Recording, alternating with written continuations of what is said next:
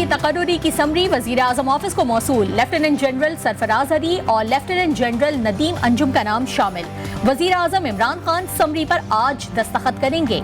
Summary वजारत दिफा ने कवायद और जवाबित के मुताबिक बनाकर वजीर आजम ऑफिस इरसाल की।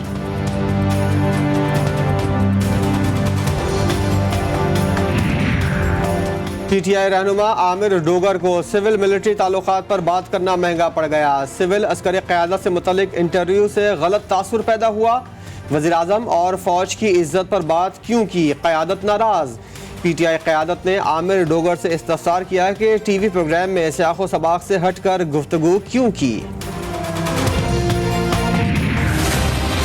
अगर मुश्किलात पेश आई हैं इसी वजह से आई हैं कि पार्लियामेंट के इख्तियार में किसी और ने मुदाखलत की है, फौज के इख्तियार में किसी और ने मुदाखलत कर दी है, तो इससे मुश्किलात तो आती हैं। लम्हा व लम्हा सूरत हाल तब्दील हो रही है। पीडीएम सरबराह मौलाना फजलुर रहमान जल्दी पर तेल छिड़कने लगे। इस्लामाबाद में मीडिया से गुफ्तगू में कहा कि लेफ्टिनेंट जनरल आर्मी चीफ के हुक्म का पाबंद है। ये इख्तियार इस हद तक नहीं कि कोई इस पर डट जाए। कहा मुश्किलात इसी वजह से आई कि पार्लियामेंट में फौज और फौज के काम में किसी और ने मुदाखलत की।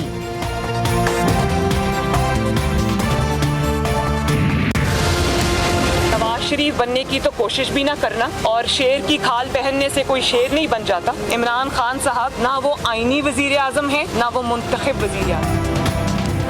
DJISI की तकर्रुरी पर मरियम नवाज भी बोल पड़ी। लीगी नायब सदर कहती हैं इमरान खान को सियासी शहीद बनने देंगे, ना ही नवाज शरीफ। वोट को इज्जत दो की खातिर जेल काटनी पड़ती है। इमरान खान आइन को रौंद कर आए हैं, शेर की खाल पहनने से कोई शेर नहीं बन जाता।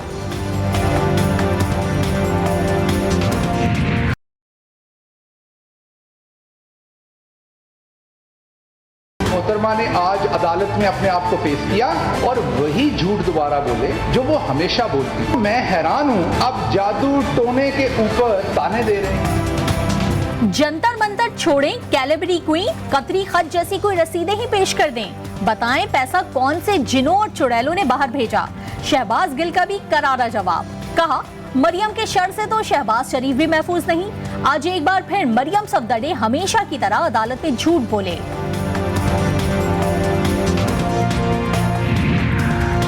जितने मर्जी जादुई गिलास उठा लें या अलादीन का चिराग रगड़ लें, करप्शन का हिसाब देना होगा। वज़ीर मुमलिकत बराए इत्तलात फरूख हबीब का रद्द अमल। कहते हैं करप्शन से बनाए फ्लैट्स की सजा जंतर मंतर वाले कतरी खत से खत्म नहीं होगी।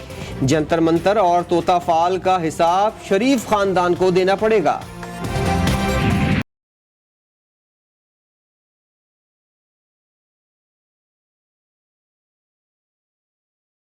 बलूचिस्तान के सियासी बहरान में नया मोड़। वजारत आला के बाद पार्टी सदारत पर भी रस्साकशी शुरू। ज़हूर बुलेदी को कायम मकाम सदर बनाने पर जाम कमाल हैरान। बोले बतौर सदर मौजूद हूँ, फिर कैसे किसी को कायम मकाम सदर बनाया जा सकता है। सियासी बहरान पर ज़हूर बुलेदी की वजीर आजम से मुदाखलत की अपील।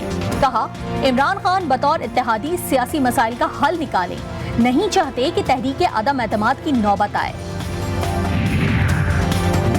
ईरानी आर्मी चीफ की आला पाकिस्तानी अस्करी और सियासी क़यादत से मुलाकातें। इलाकाई सिक्योरिटी और पाक ईरान बॉर्डर मैनेजमेंट पर गुफ्तगू। मुलाकात में बाहमी दिलचस्पी और अफगानिस्तान की सूरत हाल पर भी तबादला ख्याल किया गया। दोनों जानिब से बाहमी ताउन को मजीद फरोग़ देने पर इत्तेफाक किया गया। आगा सिराज दुरानी की जमानत मुस्तरद होने पर नैब मुतहरिक। नैब हुक्काम स्पीकर सिंध असेंबली को गिरफ्तार करने उनके घर जा पहुंचे।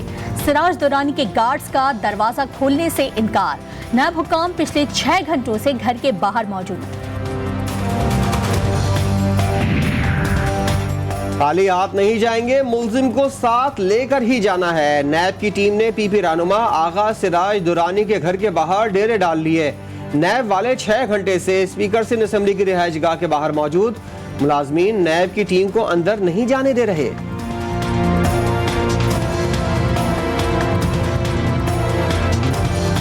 उनको हम अंदर लेके जाएंगे, पूरा घर इन्वेस्टिगेट करवाएंगे। उससे ज्यादा हम लोग एक भी किसी, मैं खुद पिछली बार मैं यहाँ नहीं था, इस दफा मैं एक मर्द को भी अपने घर में घुसने नहीं दूंगा विदाउट अ वारंट या without a search warrant. Speaker Sindh assembly Agha Siraj Durrani के बेटे शहबाज दुरानी ने नैब टीम को घर में दाखिल होने की मशरूत इजाजत दे दी। कहा नैब की सिर्फ खवातीन अहलकार ही घर में दाखिल हो सकती हैं। नैब के मर्द अहलकारों को कमरों की तलाशी की इजाजत नहीं दी जा सकती।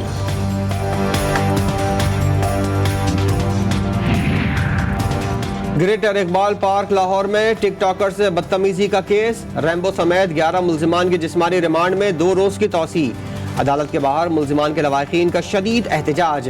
पुलिस के साथ धक्कम पेल भी हुई।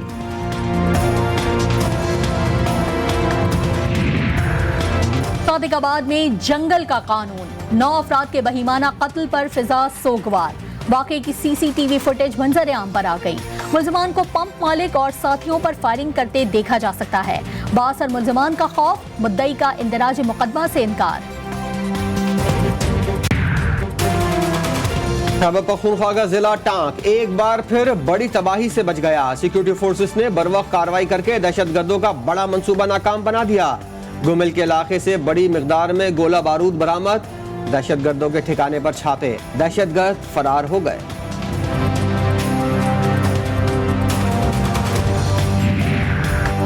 लिया में शादी में शिरकत के लिए जाने वाले खानदान की कार का टायर फटने से 3 अफराद जाँ बहक और एक खातून शदीद जख्मी। हादसा तहसील चौबारा अड्डा हाफिजाबाद के करीब पेश आया। रेस्क्यू टीमों ने लाशें THQ अस्पताल मुंतकिल कर दी।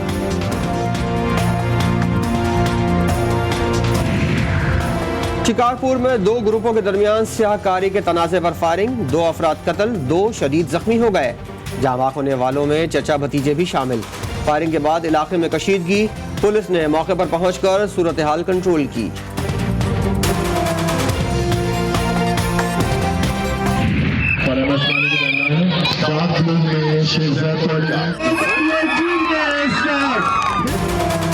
जोर लगाती नाजुक कलाइयां, मुकाबला ताकत का और महारत का। कोरोना वबा पर काबू पाया तो तालीमी इदारों में सेहतमंदाना सरगर्मियां शुरू हो गईं। सर सैयद यूनिवर्सिटी में inter collegiate girls and boys tug of war tournament का आगाज हो गया।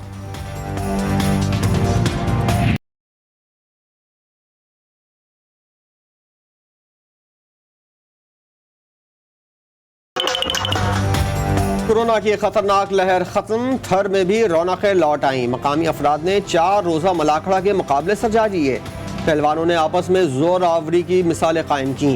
किसी के दाव पेच काम आए तो कोई किसी की चाल में आ गया।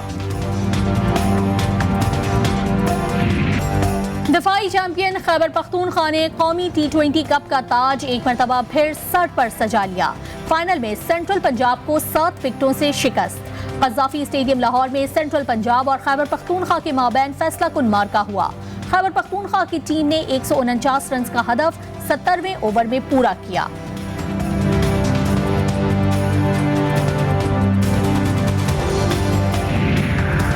कौमी क्रिकेट टीम की बैटिंग और बॉलिंग दोनों ही बेहतरीन हैं। मजीद बेहतरी लाने के लिए मेहनत कर रहे हैं। बाबर आजम कहते हैं T20 का बहुत बैलेंस स्क्वाड है।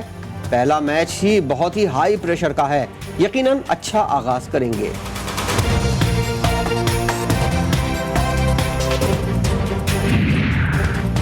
वेस्ट इंडीज क्रिकेट बोर्ड ने विमेन क्रिकेट टीम के दौरे की तस्दीक कर दी। शेड्यूल के मुताबिक विमेन टीम नवंबर के आगाज में कराची पहुंचेगी। दोनों टीमों के दरमियान 3 वनडे मैचेस की सीरीज का आगाज 8 नवंबर से होगा।